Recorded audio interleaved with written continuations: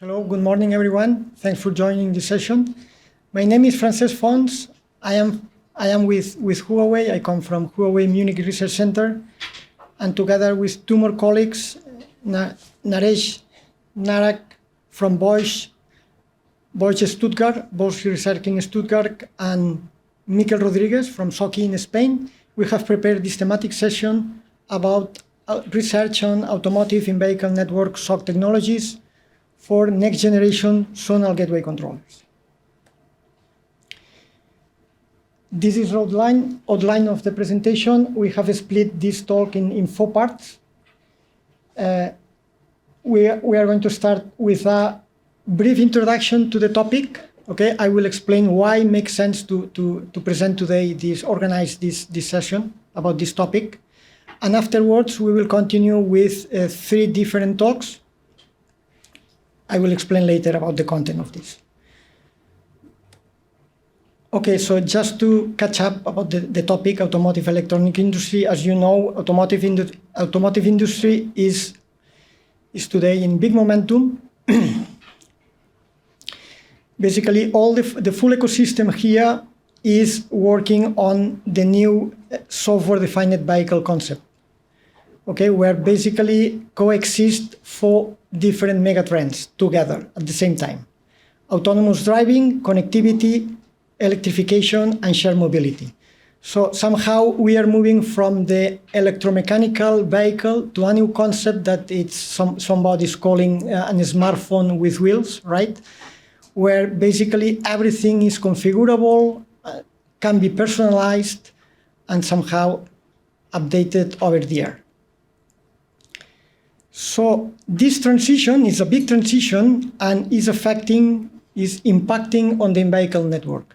And I am going to try to explain the big challenges and achievements done in the last years, and also what we believe could come in the future in terms of in-vehicle network technologies. I have organized these impacts in 4 different impacts that goes one after the other. The first impact is the integration, the adoption of automotive Ethernet in automotive. Okay, so basically Ethernet is the enabler of the changes that come later. Okay, so basically here BMW in the past realized one blocking point related to the bandwidth. Okay, we need higher bandwidth in vehicles due to the fact that we are integrating in the vehicle cameras, new sensors, lidars, radars. We need higher bandwidth. And in order to solve this blocking point, working together with Broadcom, they designed a new physical layer for Ethernet, okay, able to withstand the stringent EMC requirements we have in a vehicle. Okay, so BMW together with Broadcom, they developed broad reach technology. This is the physical layer with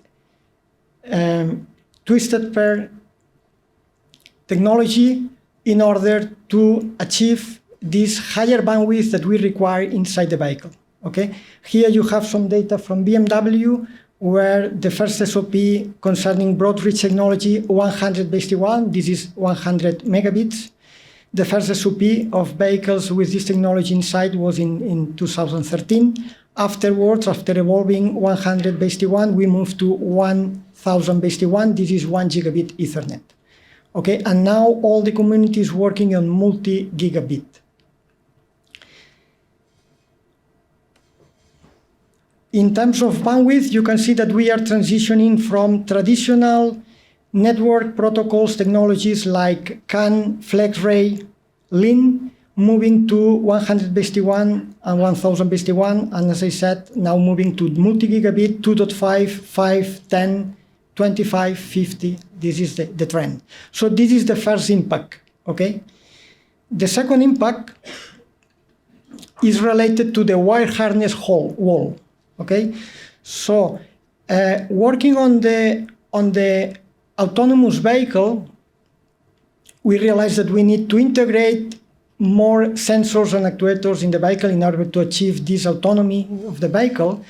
And we realized that wire harness is a big issue here, because this is intensive in manpower, in the sense that everything is handmade and expensive. You can see here that we have more than 1 kilometer of cable here, and somehow we lack scalability. Okay. So in order to solve this problem, what the community have reached as conclusion is just to move from the current domain-based in-vehicle network architecture, where you can see here in the left-hand side of the image, where you can see the complexity of the wire harness in a vehicle. This is the state of the art. This is the topology, the architecture that you can find in the current vehicles on the street today. Okay. And in order to solve this wire harness issue, we need to transition to a new architecture that is the zonal-based architecture. So you can see here that the solution in order to overcome the scalability problem of the wire harness, apart taking in mind that the wire harness is also impacting on the weight of the vehicle. So this is impacting on the autonomy of the electric vehicle. So the solution here, the option is just to move to a zonal-based architecture where we can make use of automotive Ethernet and just to design a simpler architecture in terms of wire harness. Okay. As you can see, if you compare both images, you can notice that we are not skipping complexity, but we are shifting complexity from the wire harness to the switches, okay? Because now the problem is inside the switching, the zonal gateways. Here, you can see here one ring with 4 zonal gateways interconnected through Ethernet as backbone, okay? So the complexity now is inside these zonal gateway controllers. But at least we are able to overcome the complexity, the blocking point of scalability. Let's check about the constitution of the electronic modules. So in a domain-based architecture, basically what we have are electronic control units and domain controllers, okay? Every domain is isolated from the others. The only way to interconnect domains is through a central gateway where we can move signals from one domain to another. But every one of these domains have its own subnet, okay, where we have other smart ECUs connected there. Okay, so now we are moving from this architecture to the new architecture, zonal-based architecture, where we are defining other kind of electronic control units. In this case, we distribute the same functionality in new ECUs that these are the zonal gateway controller and the central computer. Okay, so this is the new distribution of the same functions in a different way. So somehow we are moving from a logical distribution of functions into a physical or spatial distribution of these functions cross-domain. So take in mind that this zonal gateway now is able to allocate their functions coming from different domains at the same time. Okay, we are mixing everything in one zonal controller, because now the priority is the location, not the logical functions there, okay? Because this is some kind of requirement coming from this transformation in order to solve the wire harness issue. The third impact here, once we have solved the two previous problems, is the time determinism. Okay, as you know, Ethernet is basically point-to-point connection, okay, and apart from that, it's best effort, okay? So due to functional safety requirements, basically what we have especially in autonomous vehicles, we need to guarantee this time determinism of the functions on top of this in-vehicle network architecture. Okay, so for that, in order to solve this topic, the time-sensitive networking is the right technology that we have to integrate on top of Automotive Ethernet. TSN is a set of standards dealing with these four main aspects: synchronization, latency, reliability, and resource management. And somehow what we need to guarantee with these standards, with the deployment of these standards in the electronic control units of the vehicle, is this bounded delay, ensure this bounded delay when delivering data, moving data from A to B, especially when this data is involved in functional safety requirements. Okay, regarding TSN, as I said, this is a set of standards, and we have different profiles for different verticals. So basically, the profiles consist in defining what of these standards are adopted in every vertical, and we have one profile that it's running today by standardization in IEEE, that it's the P802.1DG, specifically for automotive. With TSN, and this transformation from domain architecture to zonal architecture, we realize that new pain points appear, okay? And one of these pain points is the handling of servo systems. Let's put here one example.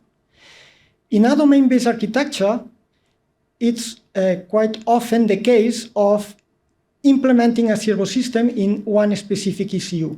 Okay, where basically we have sensors, actuators, and processing in the same ECU. So concerning time determinism, everything is under control, because basically we have only one CPU taking care of the sensors, actuators, and implementation, the closed control loop here. Okay. However, when moving this functionality into a domain-based architecture, sometimes we are decentralizing this functionality. Okay, so what is happening is that probably the sensors and actuators are not directly connected to the processing unit.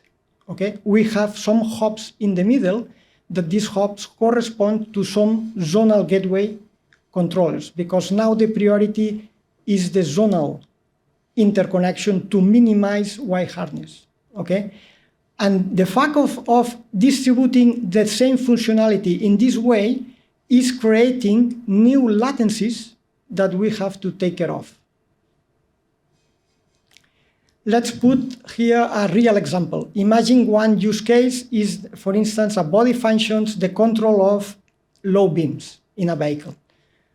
Okay, here we have one real example that I was working with this vehicle in particular, where imagine the case that we need to implement a solution for just the control of the low beam, activation and deactivation of low beams by the actioning of the low beam switch here. In a domain-based architecture, we can have the switch directly connected as a digital input to this CPU, or having this connected through a message in CAN, for instance. But the problem is in the low beams. Okay, we need to synchronize the activation of the four low beams, front, rear, left, and right at the same time. Okay. So here for a domain-based architecture, there is no issue here. But when moving to a distributed zonal-based architecture, probably we are going to have this. Okay, that the four low beams are distributed in four different zonal controllers inside the vehicle. So now you can realize the impact on the vehicle network, because now we need to synchronize the activation and deactivation of the four loads at the same time. Okay, imagine the extreme case of blinking lights, the same case, right? We need to synchronize when to activate and when to deactivate, switch on and off these low beams at the same time.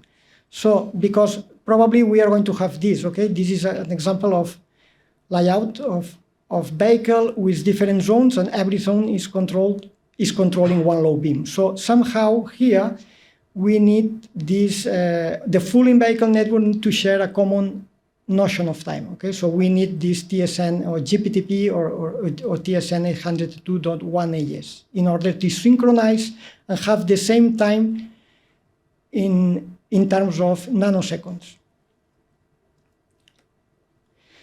And the fourth trends, and this is probably the reason why we are proposing today this talk here, is this observation that a common trend observed in high-tech companies is the fact of developing in-house new application-specific chipset for differentiation. Okay, here we have some examples applied to automotive, but also in other fields like the M1 from Apple, FSD chip from Tesla, or the Inferentia from Amazon, or the TPU from Google.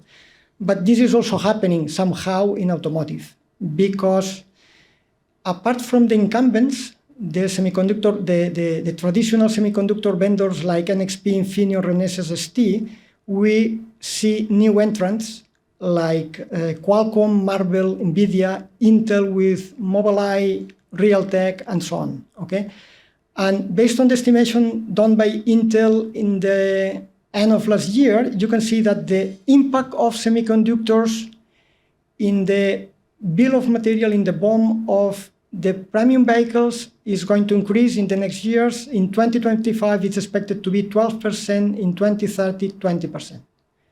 Okay, so just to sum up, just to recap about why we are proposing today this thematic session here, you see basically the storyline. We had an issue regarding bandwidth that we solved with Automotive Ethernet. Afterwards, the next blocking point was the wire harness. We solved this with the zonal architecture. Afterwards, functional safety requires time determinism. We integrate on top of Ethernet TSN. And the next big step here is probably the design of smarter chips to solve the networking problems. And why that? This is already highlighted by McKinsey. I try to show this idea here, in the sense that, as McKinsey highlights here, it's appearing an unsustainable gap between the software complexity embedded in a vehicle and the productivity level of all the stakeholders, all the ecosystem in automotive in terms of software development. So you can see here the trend regarding the current automotive players, what is the trend in terms of productivity, even considering the joining forces with new tech companies that are joining the automotive industry. You can see that we are not able to fill this gap, okay? And probably this gap cannot be covered only with software. Probably what we need is just to identify the big pain points of this software and move this to hardware. And that's the reason why we are proposing here today this talk about the new ideas and research projects in this direction, trying to make smarter chips that help solving this gap regarding software in vehicles. And just for the reason, the next talks here, we organize the session with 3 talks where we are going to talk with 3 different technologies that we believe are hardware related and could have an impact in the future of the automotive industry. The first one is regarding programmable data plane technology. This technology is coming from data centers and ICT. The second talk is about quality of service and TSN, coming from other industries, other sectors like electrical, aerospace, or industrial. And finally, the third talk is about a new network SoC architecture proposal, a research project driven by parameterizable hardware accelerators. And hopefully you enjoy. So that's the introduction to the topic. So let's start with the talks.